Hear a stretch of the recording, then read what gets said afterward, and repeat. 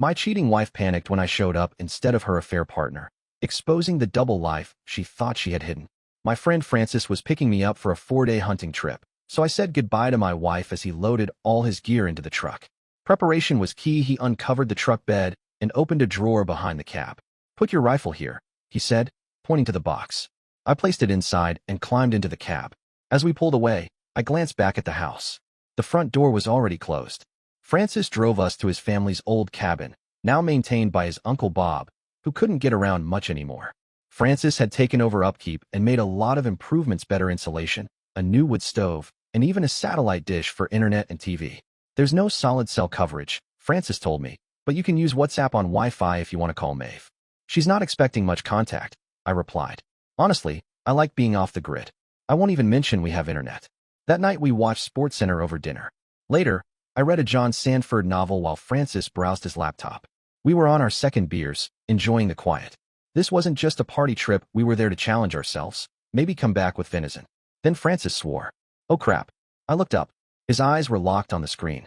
"Holy double crap," he muttered, then looked at me, clearly disturbed. I set my book down. "What's going on?" He hesitated. "You need to see this." He turned the laptop toward me. Expecting some kind of breaking news, I crossed the room and sat beside him. But it wasn't a news site, it was a dating site. On the screen was a photo of Maeve smiling. Her smile always struck me as a little sinister. "What the hell is this?" I asked. Francis looked helpless. "Sorry, Matthew. It's a hookup site." "A hookup site?" I said, stunned. "After Trina and I broke up, I was in a bad place for a while," Francis admitted. "Eventually, I tried Tinder and a few other places just to meet women. Some of these sites skip the dating part altogether." I stared at him. "There are married people on there," he added. "Lots of them. Women, too." I looked back at the screen. Another photo of Maeve appeared, and my gut twisted. Francis added quickly, "Look, some profiles are fake. People steal images and post them without consent. Maybe she's a victim of that. I've never seen her on here before." I hoped he was right, but the pictures were real too real. One in particular gutted me. She was wearing the outfit I gave her last Christmas. The picture was clearly recent, and I hadn't taken it. Then I read the profile description. "Can you help me with my daddy issues?" And no, I don't mean a sugar daddy. I think my dad always wanted to, He hasn't yet, but I wonder what it would be like. I think about it a lot. My dad, now middle-aged, but still attractive. Sometimes I picture him when he was younger. I even imagine a viral retired man. This daddy's girl would be happy to help. So if you're clean and fit the description, please send a photo. I'm alone for the long weekend and would love some quality daddy-daughter time. Below the profile was a box that read, "Current status, closing soon." I looked at Francis. "Daddy issues? What the hell? Maybe this is actually good," Francis said quickly, noticing my reaction. "Some cheating wives aren't unhappy in their marriages, they just have fantasies they're too afraid to share. Maybe it's about trying something new, or maybe she has a daddy kink." He shrugged. I kept reading, a lump forming in my throat. Francis said, "So, you found double crap." "Double crap indeed," I muttered. The profile continued. "Dad's family is from Greece and Italy, so he has that classic Mediterranean look: dark eyes, dark curly hair, a strong nose with a slight Roman hump. If that's you, I'm looking forward to a daddy-daughter date. If you're 6 feet 5 inches with a long-distance runner's build, it's going to be a hot weekend." "What the hell?" I whispered. Francis replied cautiously, "I thought you knew." "Clearly, you didn't." "Not a clue, man. Not a single damn clue." We were both stunned. Maeve's father, Sean, was pale-skinned with rust-brown hair, a classic Irishman. The description fit me, not him. Then came the triple crap. Beneath Maeve's profile was a chat room link. I scrolled through the messages, and one jumped out. "Hi. I've had a lot of free time this month. Do you have a place for me?" Maeve had replied, "Oh yes. I can make room. Let me know when I can see you again. Did you have a good time last month?" "Jesus Christ," I muttered, shocked. "She's been doing this for a while." I turned to Francis. "Can you tell how long she's been on this site? Maybe she's doing it for money." He looked over it. "As far as I can tell, it's just a dating site. Doesn't look like she's running a business. This seems like fun for her. She thought once would be enough," I growled. "If it really was only once. Now she's planning a whole weekend while I'm gone." "Damn, Matthew," Francis said. "It's a pop-up site for speed dating, not long-term hookups. Make a date with her," I said suddenly. "Swipe right or whatever. See if she's actually available this weekend. I want to know if she's really doing this while I'm up here."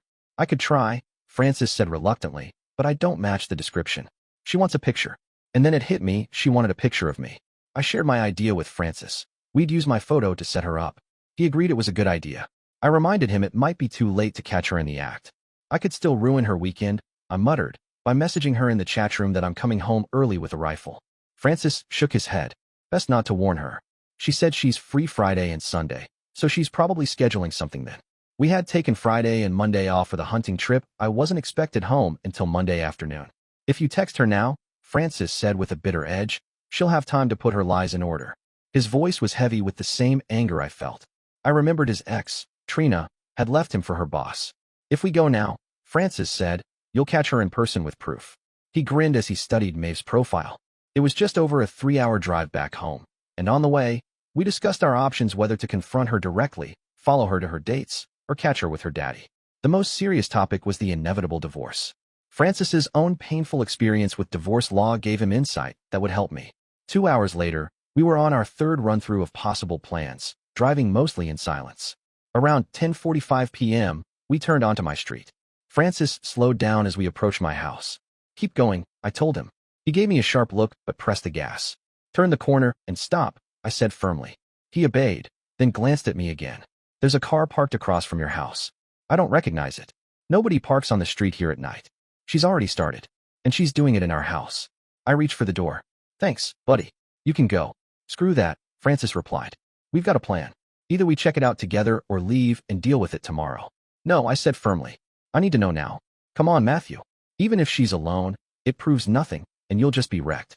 I need to know, I repeated. Okay, plan B, he said, turning the truck toward the alley behind my house. We look around, then head back to my place, he said in a more serious tone. My divorce taught me not to act on impulse. Figuratively speaking, I thought, especially with my rifle still in the truck. Francis parked, and we walked silently in the dark toward my backyard, staying in the shadows. I lifted the latch on the alley gate, hoping Maeve had forgotten to lock it after taking out the trash. She had. We slipped inside. Our bedroom was in the back corner of the house. A faint light glowed behind the drawn curtains. Avoiding leaves and noise, we crept closer. I tried peeking in, but the curtain blocked most of the view. Francis shook his head. I moved in even closer and found a gap. Through it, I saw Maeve and an older man on our bed. I nearly smashed the window in a blind rage, but stopped myself, remembering my Leatherman tool. As I reached for it, I felt Francis's hand grip my arm, stopping me. He signaled for silence and pulled me back. I resisted, but eventually stepped away. Francis threw his hands up and walked toward the gate. I followed. As we walked back to the truck, I glanced at the lockbox hidden under the seat, knowing it held our rifles, a .357 Magnum, and bear spray. Francis ignored my plea for confrontation and said, "We've been here too long." He started the engine and pulled out of the alley, driving to an empty grocery store parking lot a few blocks away. The store was closed, and only a few employee cars were left. Why don't I just go back there and kick some ass? I asked, needing Francis's calm voice of reason again. Because you'd end up in jail, he said. It's not the guy's fault. Maeve invited him. He probably doesn't even know she's married. He was right. I needed to be cold and calculating if I wanted to come out of this divorce to my best advantage. I echoed Francis's words back to him.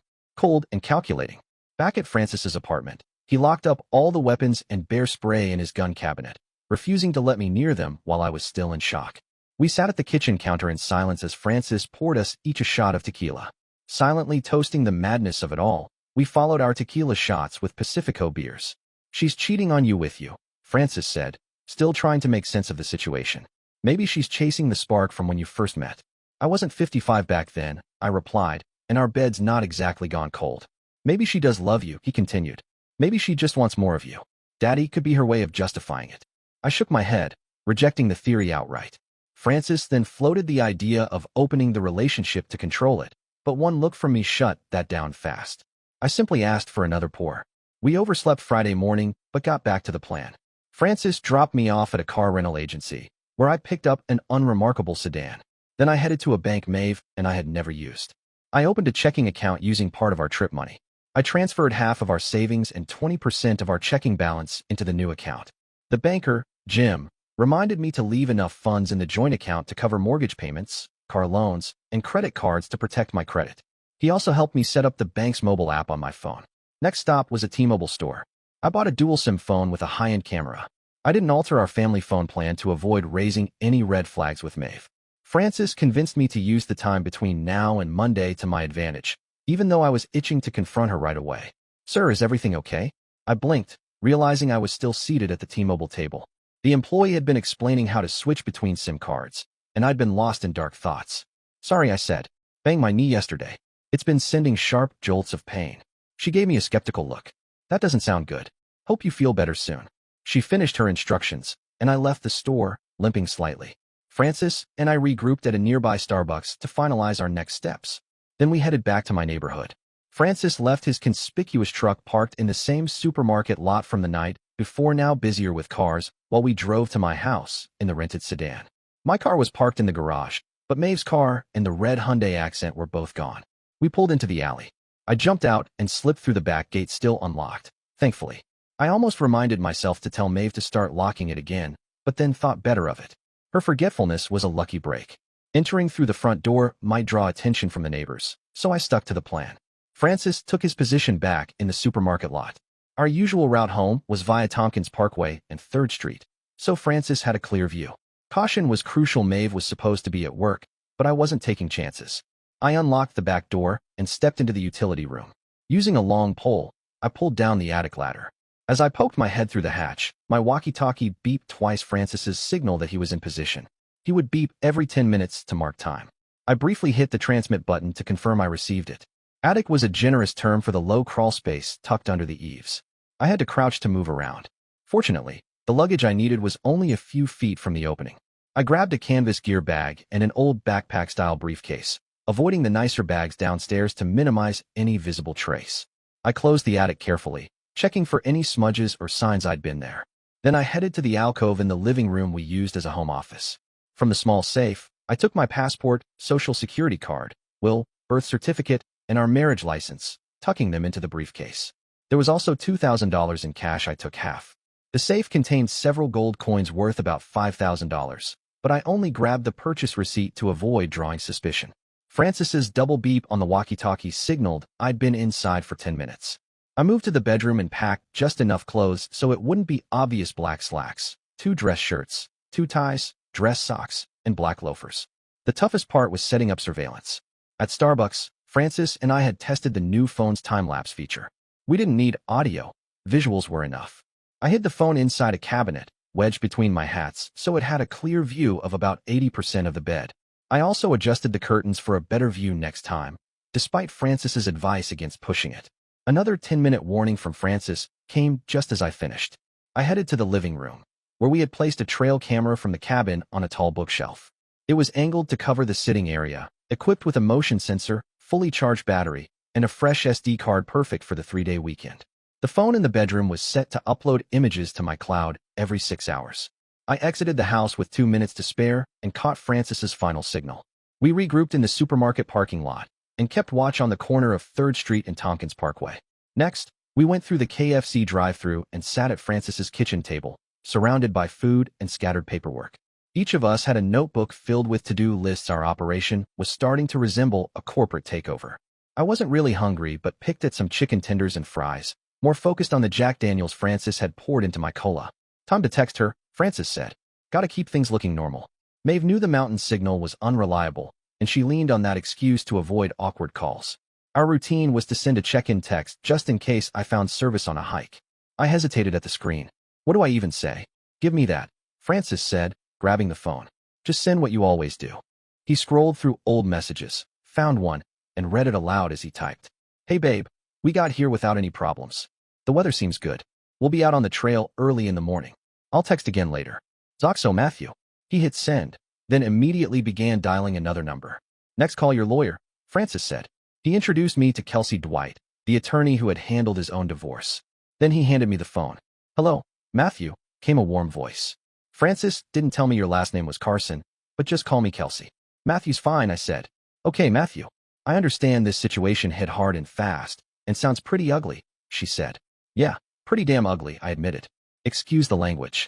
She chuckled. Don't worry. If you can't vent to your lawyer, who can you vent to? That broke the tension a little. So, are you officially my lawyer? I mean, do I need one? I asked. Let's start with the second question, she said. This is about infidelity, right? Are you open to forgiving and trying counseling? Hell no, I replied without hesitation. Are you willing to use the court's online system to file on your own? She asked. That's only for no-fault cases, right? I can't file for infidelity there, I replied. Correct. If you want infidelity to influence alimony and related matters, you'll need an attorney, she explained. Can you represent me? Francis says you did right by him, I said. Did he tell you what it cost? She asked.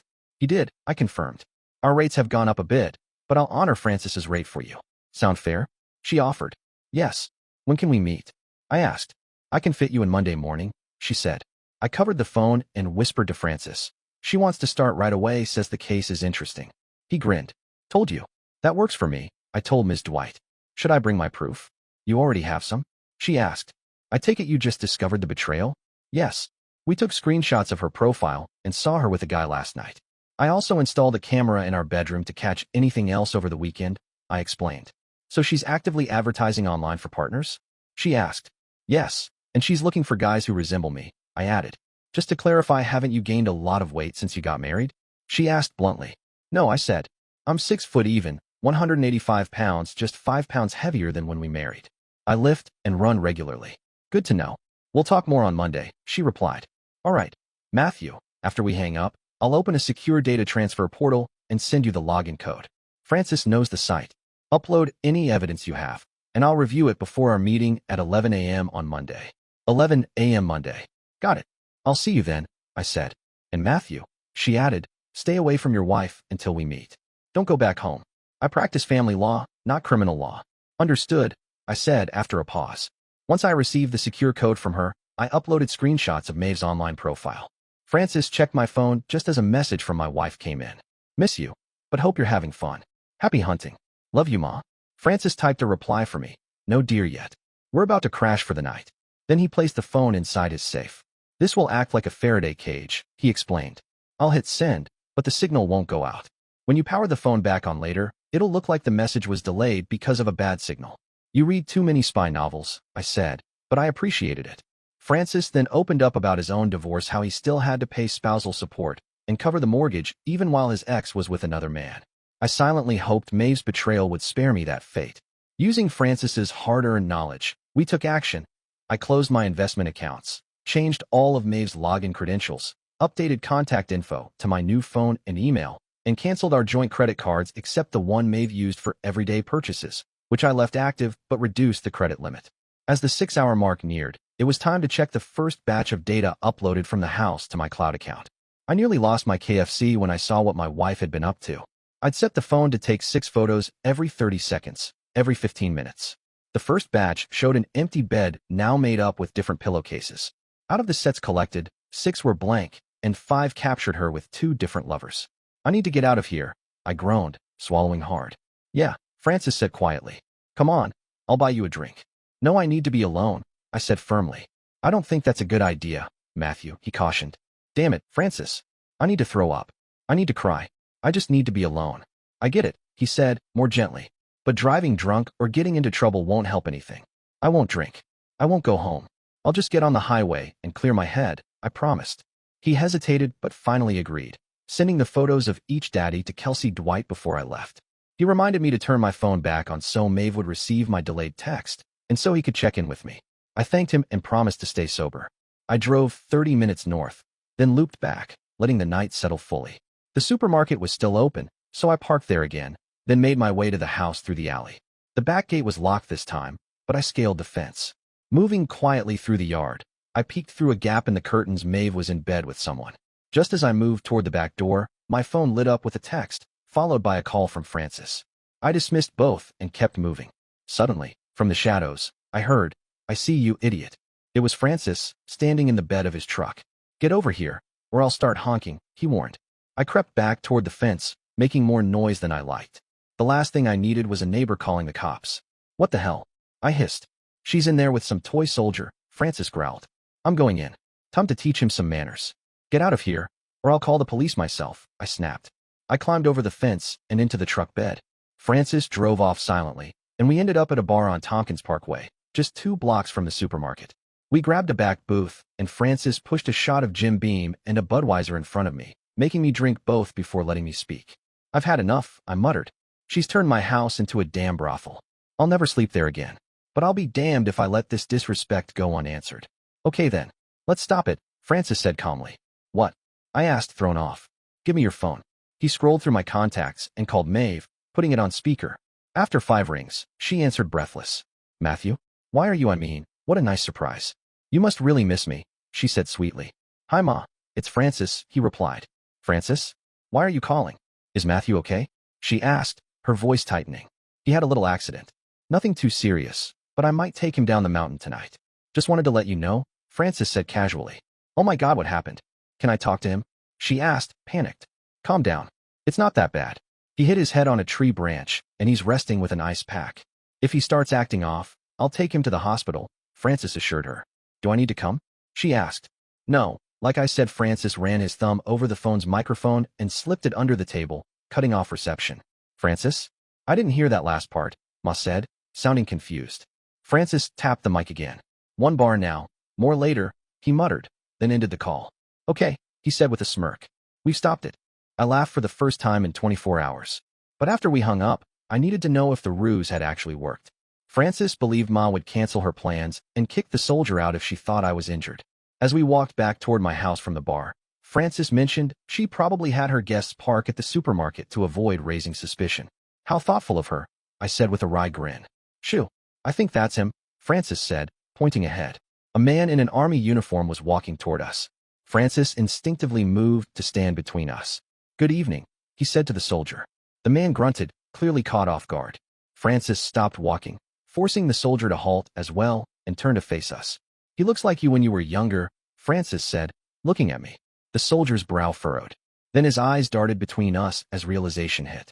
Young daddy, meet the real husband, Francis said. You like married women, don't you? I growled, stepping forward. Francis put a hand out to stop me. Easy, down boy, he said loudly, clearly for the soldier to hear. Didn't you notice any photos that looked like an older brother while you were at that married woman's place? I could see the soldier's face change. Until now, Francis had stayed calm, but facing this man brought out his own hurt. She said she was divorced, the soldier stammered. Not yet, but soon, I said through clenched teeth. Oh crap, he muttered, then turned and bolted. I could have caught him. I wanted to, but Francis stepped in front of me again. No, man, don't. For the second time in 2 days, I nearly shoved my best friend aside. But then I saw the grief on his face. I lost Trina to a cheater. I don't want to lose you too, he said softly. I backed off, my fists clenched. You've already lost the main battle, kid, Francis said. If you go after him, maybe you win the small one, but you'll lose the war. You'll look like a fool. Maybe worse. I slumped. Maybe I'll punch him later. In 6 months, once we've got your alibi set, Francis said with a grin. We sat in my rental car in the supermarket parking lot. Ma had kicked the soldier out. Francis believed we'd stopped her at least for now. He was growing tired of my obsession, but he gave me another hour. We spent half of it back at the bar, sipping beers, then returned to the car. A Nissan Sentra with out-of-state plates pulled in. A man got out and walked under the streetlight, checking the signs. He looked eerily like me, maybe a cousin. He started up 3rd Street, so I ran along 2nd, planning to circle back toward the house. Francis shadowed him, keeping me from making contact. I waited at the corner of Maple and 3rd, concealed behind a tree. The guy checked the address, then walked to our front door. I couldn't see Ma, but I heard her voice, low and firm. She cracked the door open, speaking briefly. After a few seconds, she shut it again. The man knocked louder this time. Ma opened it on the security chain and said, I'm sorry, but it's off now. Please leave before I call the police. The door slammed, and I heard the deadbolt click. The guy stood there, realizing he'd come all that way for nothing. What the hell, he muttered. Hey, coward. I called out, but he cut his retreat short when the porch light next door flicked on. As the door opened, he turned and quickly walked back to the sidewalk. Curious retirees had just saved me from being spotted. I stayed hidden while old Virgil Leonard peeked out and watched the man walk away. Once the coast was clear, I moved swiftly down 3rd Street, fighting the urge to knock on my front door. Francis waited for me around the corner on Elm, and we headed back toward Tompkins. In the supermarket parking lot, we heard tires screeching as someone peeled out. Anger and driving don't mix, Francis said. Very dangerous, I agreed. Saturday morning, after a restless night in Francis's guest room, I reviewed the camera footage from the night before. Maeve had been restless too. There was nothing new, but I organized the photos of her escapades to send to my attorney. Should I include the video I took through the window? I asked Francis. Hell no, he replied.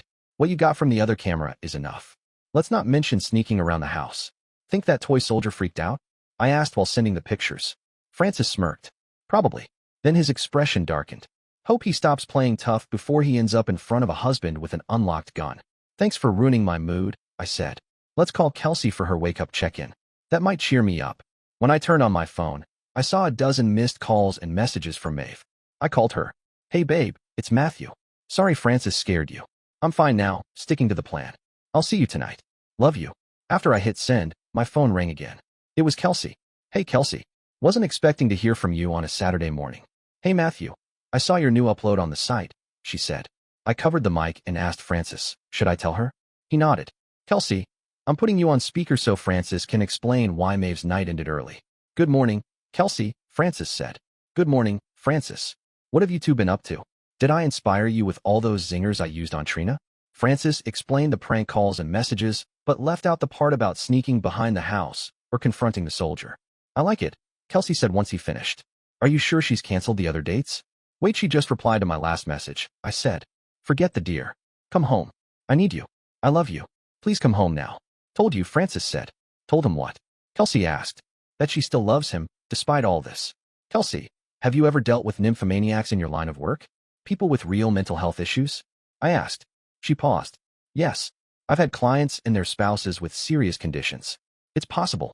And I'm supposed to just accept that? Forgive her if she claims she couldn't help it? You've seen the photos, how do I unsee them every time I look at her? I don't think you can, Kelsey said.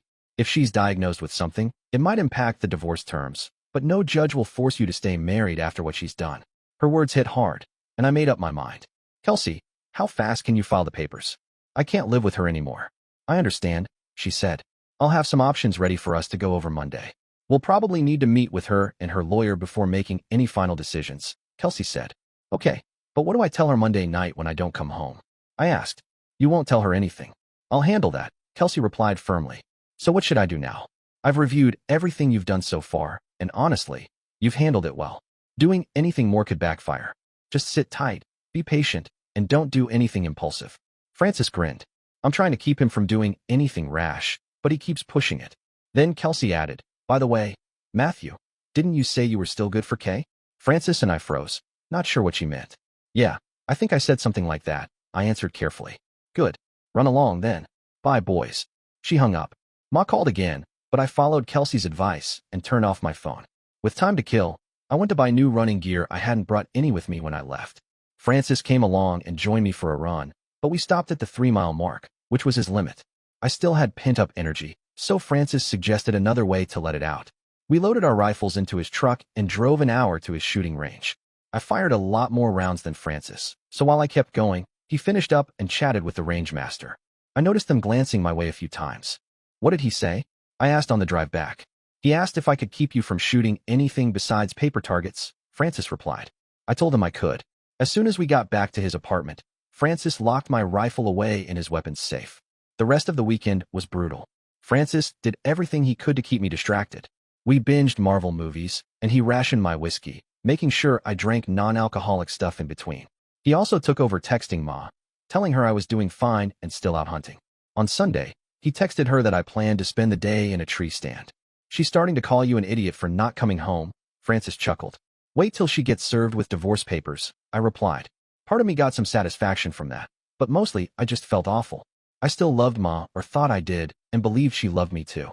Maybe she'd had some kind of mental break. I started wondering if I'd need therapy myself after all this.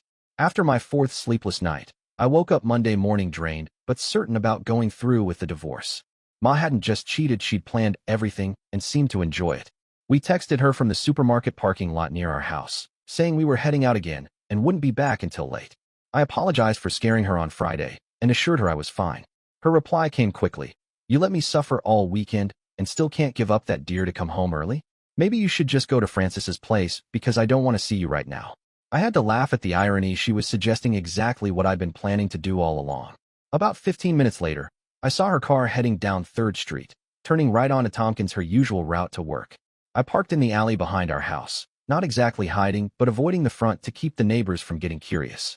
Once the coast was clear, I climbed the fence, went in through the back door, retrieved the camera from the living room, and grabbed my new phone from the bedroom. I then grabbed a suitcase from the 2nd bedroom, which had been meant to be a nursery, but had instead become a mix of pantry and closet. That future was now gone, and the thought weighed heavily on my heart. I packed the suitcase with clothes, gold coins from the safe, and my laptop, figuring she'd hear the bad news from Kelsey before realizing I'd been in the house. Back at Francis's, I removed the SD card from the camera and plugged it into the laptop. Exhausted, I brushed my teeth and collapsed onto the bed fully dressed until Francis called to tell me the filming was done. In the living room, Francis was making breakfast sandwiches in the microwave while coffee brewed. The bachelor life, he said. Check out the rest of the footage. It'll make you feel better. My laptop sat on the coffee table with a shot of whiskey next to it. On a Monday morning, and already embracing the life of a divorced man, why not? I downed the shot and braced myself to watch the footage. Francis was right. The video from Friday night to Monday morning was more entertaining and revealing than I expected. After the soldier left, we saw snippets of Maeve pacing the house, phone in hand, talking or texting, trying to check on me. This went on all night Saturday and Sunday. She seemed more and more frustrated as I brushed off her concerns in favor of hunting. I noticed her cleaning up, putting things back in the living room that had been missing, mostly pictures of me. Francis sat next to me, eating sausage biscuits and drinking black coffee. Damn, I said, she really erased me, didn't she? The guard wasn't lying when he said Maeve filed for divorce. Wait, go back, Francis said. Go back to the end of Friday. What do you see? I rewound to an earlier clip. Look at her hands, he said. Maeve was pacing the living room, texting with both hands. I paused the video. What then? Francis prompted. I realized it then. Oh no, no rings. I skipped ahead to around 10:30 on Saturday morning. Here they are, I muttered. She was playing the role of the divorced woman to the last. When I arrived at Kelsey DT's office, she greeted me with a calm, professional demeanor. Tall and dressed in a well-tailored suit, her striking amber eyes assessed me. I can believe the rest of your self-description, she said, noting my height, build, and physique. Have a seat, Matthew. I'm sure it's been a tough weekend. How are you? It's been hard, I replied. Anything new from Maeve? Kelsey asked. I handed her my phone, showing her the latest message I'd received from Maeve. It read, Baby, please ignore my last message. Yes, I'm mad, but I need you home. I'm dying here without you. Please, Maddie. Kelsey read aloud, then said, Okay. It doesn't seem like your wife did this to get rid of you. I have a feeling once she knows you found out, she won't try it again. I can't pretend this didn't happen, I said. No, of course not. Kelsey agreed. But if she explains and promises it won't happen again, could you forgive her? I was ready to snap, but Kelsey raised her hand to stop me. I have to ask about reconciliation, Matthew. The judge will insist on it, and I get the feeling you still love her. I do, but I don't see how I can, I said. You saw the pictures and clips, but you didn't sit through it all. Kelsey didn't need to ask what I meant. She simply said, I understand. But as a family lawyer, I have to see if the family can be saved. Maeve will likely fight to keep you two together, but no, she can't force you into marriage counseling, not in this case. Okay, tell me your plan, and let's work out the property and financial details if you want to file quickly, I said. Since this is for infidelity, do I still have to give her half of everything and pay alimony, since my income is double hers? Kelsey spent the morning answering those questions and more. By the afternoon, with deli sandwiches delivered, she had sketched out a plan to minimize the damage to my finances and position. It was time to pull the trigger, and I nodded at Kelsey. She put my phone on speaker and called Maeve. The call was answered before the first ring ended. Maddie, where are you? Are you coming home? Are you okay? What the hell are you playing at, idiot? Oh God, baby, I need you. Where are you? Maeve said frantically. Mrs. Carson, Kelsey almost shouted to stop Maeve's rant. What? Who is that? Oh my God, where's Matthew? What happened to Matthew? Maeve screamed. Mrs. Carson, my lawyer, Kelsey said louder. Using my phone wasn't the best idea, but we feared she'd ignore any other call. Mr. Carson, Matthew is fine. He wasn't hurt at all. He's fine, Kelsey assured her. But Francis said, Who are you and why are you calling on Matthew's phone? Maeve asked, confused. Mr. Carson gave me his phone to ensure you'd answer, Kelsey explained. I assure you he's fine. The reports were a hoax. I apologize for the fear they caused. Kelsey stuck her tongue out at me. A prank. What's going on? Who are you and why are you calling my cell phone? Maeve demanded. Mrs. Carson, I'm using Mr. Chris's phone with his permission, and this call is being recorded. Do you mind? Kelsey said. Maeve's voice trailed off, still angry and confused. Why is it being recorded? Who are you? My name is Kelsey Dwight, an attorney with Green Family Law in Springville. Your husband, Matthew Carson, has hired me to represent him in the dissolution of your marriage, Kelsey stated. The dissolution? Maeve repeated, stunned. Yes, Mr. Carson wants the dissolution to be quick and private, Kelsey confirmed. A sordid affair, I imagine. Maeve was stunned, only able to repeat Kelsey's words. Yes, Mrs. Carson, normally, we'd serve you with divorce papers, but Mr. Carson hopes to reach an agreement outside of court. Please contact your attorney as soon as possible, Kelsey instructed. Attorney? Maeve echoed. Yes. Do you have a pen and paper? I'll give you my contact information, Kelsey offered. No, I don't, Maeve replied. I'll send you a message with my contact information. After that, the phone will stop working and you won't be able to contact Mr. Carson through it, Kelsey explained. But I need to talk to Matthew. This is all wrong. We love each other. Is he there? I need to talk to him. Maeve pleaded. I'm sorry, Mrs. Carson, but Mr. Carson isn't ready to talk. Have your lawyer contact me. Goodbye, Kelsey said firmly. Kelsey hung up just as Ma started to speak. That went well, Kelsey said, sending a text with her office information to Ma's phone before disconnecting it. Her tone was sarcastic but carried an underlying sadness. Are you okay? I asked, feeling a strange role reversal. I like protecting spouses from misuse, but cases like this make me sad and tired. There's something strange going on here, Matthew. I think you're doing the right thing, but I don't sense any vindictiveness from your wife. Maybe it's an uncontrollable dependence. She's ruined her life, and neither of you will be happy. I looked at her, unsure of how to respond. Screw me, I muttered. Have I already seen the last happy day of my life? Kelsey shook her head vigorously. No, it sucks now, but it's not the end. We'll connect you with a therapist. If you take counseling seriously, you'll recover faster. Francis waited too long, and it cost him unnecessary pain. Don't make the same mistake. Yeah, it cost me, Francis confirmed a few hours later, as we ate chicken wings, shrimp, and Bloody Marys at a downtown sports bar. I thought therapy was just psychological nonsense, but I ended up wallowing in my own mess, like a clogged toilet. You talked to me for a while, and you could have talked more, I said, trying to ignore his metaphor.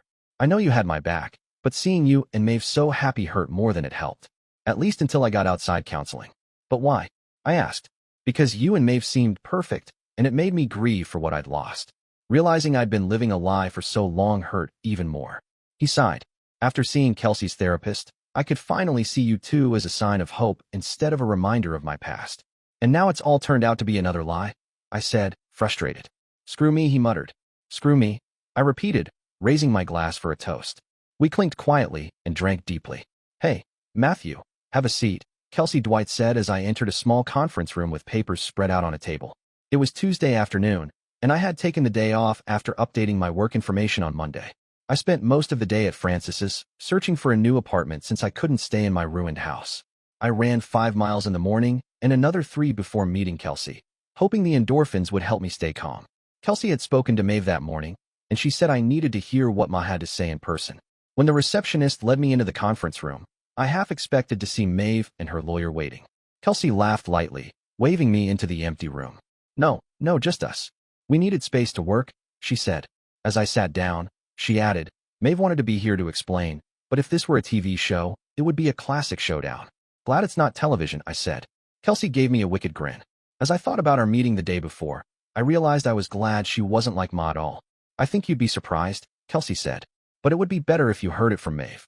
Stop escalating the situation, I said. Here's what, Kelsey replied. She did it all for you. I was shocked. What the hell? I barely stopped myself from speaking more. The profanity faded, and the smirk disappeared from Kelsey's face. She placed her hand over mine as my fists clenched on the table. I felt like I was being painted as some kind of willingly betrayed man. My voice rose, and I started to stand, but Kelsey grabbed my wrist. No, oh God. Matthew. No, she said urgently. I'm sorry, I didn't think you'd take it that way. I'm really sorry. I relaxed slightly and stared at her. Ma didn't say that. She's just very upset that you found out and left her. Left her? I hadn't thought of it that way, but I admitted yes. Then what did you mean by she did it all for me? I asked. The baby, Kelsey said quietly. It hit me. We'd been trying to have a baby for 11 months, and Ma had found someone like me to get her pregnant since I hadn't succeeded. She wanted a baby desperately, and I hadn't realized she was willing to go to such extreme measures. She was doing this to get pregnant? I asked, seeking confirmation. Yes, Kelsey replied, pushing some pages toward me. It was a lab report from 3 months ago, ordered by my gynecologist. It took me a moment to realize Dr. Wellington had provided 2 samples from patient 25473, both with low counts. Am I patient 25473? I asked. Kelsey nodded. But how did she get the samples? I asked, noticing Kelsey's embarrassment for the first time. She secretly took samples for analysis when you couldn't get her pregnant after 6 months, Kelsey explained. Instead of talking to you, she found guys who looked like you and accepted their donations the old-fashioned way. She said your insurance didn't cover art, which is expensive, and you'd already used your savings for the house. I leaned forward, my forehead on the desk. That means I won't have to pay child support if her plan works, right? Kelsey looked even sadder. You'll still need to get tested since you're low, but not zero. Why not? What's wrong? I asked. Ma realized she was exposed, and now you're threatening divorce. So she went to her OBGYN for the morning after pill, Kelsey said. But today isn't the morning after, I said, confused. She was with her first guy Thursday night, Kelsey explained. Dr. Wellington confirmed it. Ma asked her to call me, Kelsey continued. Ma went to extreme lengths to conceive, but now, knowing you won't raise someone else's child, she erased the mistake. It's sad. Then I realized another detail. She did this just before my hunting trip. She was preparing to get pregnant and would have been with me on Monday to reinforce the idea. God knows what diseases she picked up, I said, the weight of it all sinking in. Kelsey held my hand reassuringly. STDs are a concern, but Ma was thinking about that too when she made the appointment. Matthew, she added after a moment. After our meeting yesterday, I reviewed the security footage and noticed something strange. At the beginning of her visits, she'd often look at the smartphones of her visitors. She did this a month ago too. Oh crap, I muttered. What? Kelsey asked. She did it a month ago too. I still have to take the test, I said. She admitted. It was the first and only time when that didn't work. She tried again during your hunting trip. She planned to return to fidelity afterward. I shook off the heartbreaking thoughts. I thought we agreed we wanted at least 2 or 3 children. Did you say something about the camera footage and STDs? I asked. Yes. Did you notice how she often checked her visitors' smartphones shortly after they arrived? Kelsey asked. Yes. I figured she was checking their invites, I replied. She was checking their current STI and HIV test results, Kelsey clarified. Disbelief spread across my face. They get tested regularly? Yeah, they do, Kelsey continued. So what? I asked, trying to process it. Later, over pizza and beer, I asked Francis, do you get tested regularly and carry the results? Actually, yes, I do. I always use protection, and I carry the lab results with me. If I start dating again, I'll probably have to do that nonsense too, Francis said. When you start dating again, he emphasized. But yeah, I'd recommend it, man. He paused. I gotta say, I'm surprised Ma's lawyer let her spill so many details early in the negotiations. She doesn't have a lawyer yet, I replied. Kelsey found her outside her office this morning and insisted on talking. Kelsey advised her to get a lawyer, but Ma was convinced that once I knew the truth, I'd call off the divorce. And how did that work out? Francis asked. Riley, Kelsey said. Ma believed her plan made so much sense that I'd come home tonight. Francis handed me another beer. We sat in his apartment, and I planned to stay there while I figured out if I could live in the same town as Ma, let alone the same house. A week and a half later, I found myself back in the conference room at Green Family Law. Kelsey and I sat on one side. Ma and her attorney sat on the other. Mr. Carson, said the balding lawyer, Mr. Witt, we have 2 problems. First, Mrs. Carson wants to stay married. Second, if reconciliation is impossible, the proposed agreement is insufficient. It suggests a 50-50 division of property, but doesn't include all marital assets, and the proposed spousal support is too low and too short-lived. Kelsey tapped my foot under the table, signaling I told you so. I acknowledged it faintly. Mr. Phillip, Kelsey interjected, Mr. Carson has agreed to pay 60% of your fees as part of the assets. This shows remarkable fairness for a man who's been wronged. The judge will take note of this. If we can't resolve these issues here, we will need to go to court. I wanted the case over with and for Ma to be treated fairly, not to get half of everything, but to avoid living in a disadvantaged area or moving in with her parents. She refused to get a lawyer, thinking we shouldn't divorce. With her salary, she could only afford a subpar lawyer, so I asked Kelsey to find someone decent for her. Kelsey continued, what about my client's quality of life? You've seen the evidence, Mr. Phillip. Imagine what he goes through every night with those images in his head. It was dramatic, but Kelsey wasn't exaggerating. I struggled with therapy, even though Kelsey and Francis assured me it would help. Ironically, the psychiatrist consultation was covered by my health plan, unlike Art, which could have prevented all this. I'm so sorry, Maddie, so sorry, Ma sobbed, and Philip squeezed her hand. Miss D.T., Philip said, while I sympathize with Mr. Carson, our state's laws don't consider these matters when dividing marital property or awarding spousal support. Mr. Phillip, Kelsey snapped, if your client doesn't agree to the negotiated offer, we won't file it. If we go to court, she added, placing her hand on a thicker pile of papers. This petition will be filed on the grounds of your client's infidelity, Kelsey said. The settlement terms here are much less generous. I saw Philip's hand tremble as he wanted to open the package but held back. Okay, I thought. I'd secured Ma fair representation. But making this case public would embarrass me, and it would be even worse for her. Especially since we'd subpoena the names of all the people involved in her affairs, and conduct a paternity test on the child she tried to conceive with them.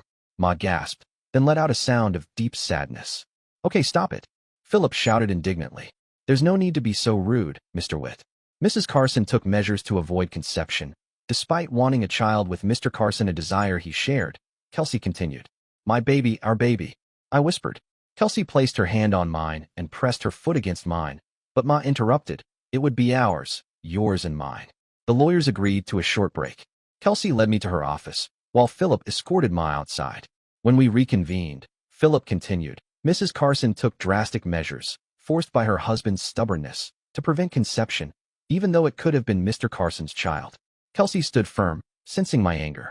Her next words were softer, directed at Ma. We understand that Mrs. Carson made a difficult decision and did the right thing under the circumstances. Mr. Carson and I recognize the pain she must be feeling. She then turned back to Philip. Unfortunately, it hasn't been determined if your client's intervention was successful. She may still be pregnant. We need to address this threat at the root. I glanced at Ma, who looked pale, fearing she might faint. Kelsey continued. The agreement states that any such child would not belong to my client.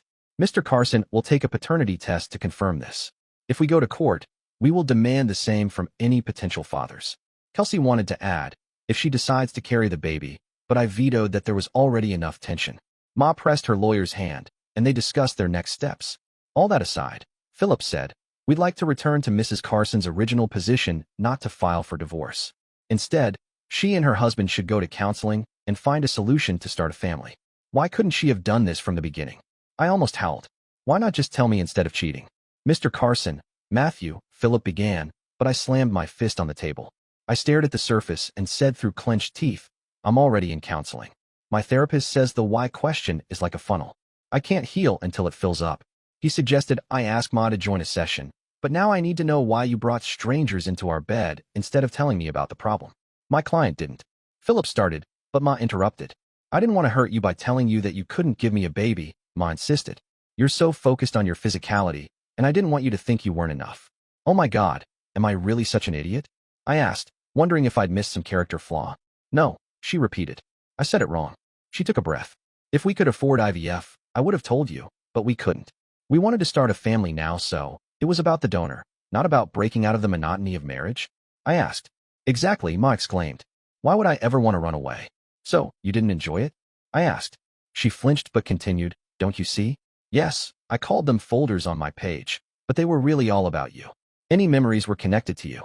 Like those multiverse comic book movies you love. I could add the memories of being with you whether younger or older into the wonderful memories I have of being with you now. And when you thought back to those encounters, feeding the child one of those alternate selves had put inside you, you always thought of your real self, right? She grimaced at my words, but nodded. Yes, always about you.